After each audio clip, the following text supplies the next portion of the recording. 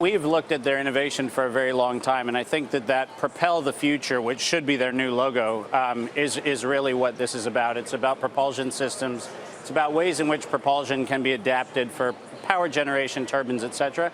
I think the sleeper that you didn't hear about today is a lot of the military contracts in the marine space.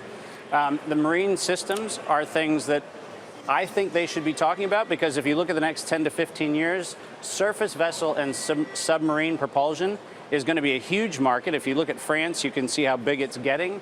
And GE has some really compelling innovation in that space, and you're not hearing about it, but it's something that I think is going to drive a very strong case forward. Yeah, and certainly when they were talking about aviation on the investor call this morning, they did say that there was strength not only in commercial but in military, where that business is concerned. The fact that you are keeping GE in your list, is it because of this technology and some of the IP that the company more broadly holds? Well, there's no question that we're very committed to what happens in Bangalore and Niskayuna. We think that the research arm of GE has been actually neglected in the wake of just some of the capital markets issues that they've faced. If you look at core technologies, one of the things that we're concerned about is actually what's happening in the healthcare side, because one of the things that healthcare has, which is a lot of microfluidics, which are the things that make biochips and biosensors work, so that diagnostic at the bedside, diagnostic on the chip, is something that GE already licensed to a lot of parties, including some international parties. So when we think about this, the bull case is still there from a core industrial and propulsion space. We think that the healthcare piece needs to really get some deep examination, because there's great intellectual property in that space, and they've got some great patent protection, but that future is going to rely on getting into some of the places GE is not known for. They're known for the heavy equipment, the annuities, the CAT scans, the MRIs, and things like that. They're actually not known for some of their best technology, and so we think the bull case is there, but it takes management to tell the right story.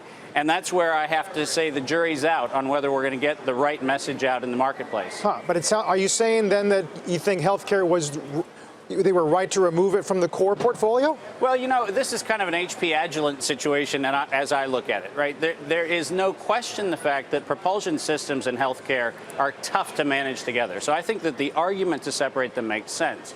What I think is really critical, though, is GE has to look carefully at how they bring leadership into healthcare, because if they're going for the MRI, CT, X-ray, contrast agent, Amersham, end of the rainbow, I think it's going to be a disappointment. But if they actually can look at some of their core technologies and bring some of those kind of next generation diagnostics, next generation therapeutics online, I think the healthcare opportunity is great. So I believe this is not going to be an innovation-based win or loss. It's going to be a management-based win or loss.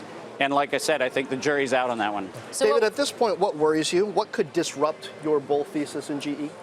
Well, I think one of the things that we've been working since we've built the CNBC IQ 100 index, we've been working on looking at a trade war index that would essentially be a companion to this.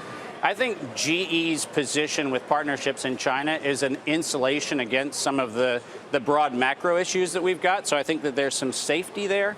I think that the biggest challenge right now is management communication. I think Flannery's comments on your show just a few minutes ago were remarkably positive and good. I think my concern is when I hear about large equipment and large annuity-based businesses, I'm not hearing the appropriate leveraging of that cutting-edge innovation. And I think that's a legacy of the Jack Welch be big or go home.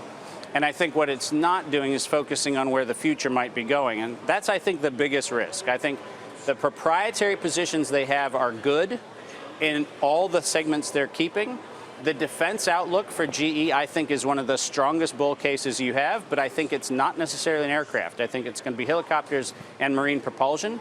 So I think that there's a lot of stuff there, and I think that the market needs to take a closer look, because I still think the headline on GE is probably about 80% right, but I still think there's room to go into more precision. Hey there, thanks for checking out CNBC on YouTube. Be sure to subscribe to stay up to date on all of the day's biggest stories. You can also click on any of the videos around me to watch the latest from CNBC. Thanks for watching.